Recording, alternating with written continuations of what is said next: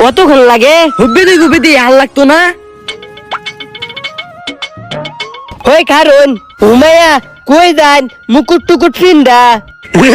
ভাবি আজকে তো আমার খুশির দিন, যাইতাছি বিয়া হরা। ও আচ্ছা, আম্মা বিয়া কি গো?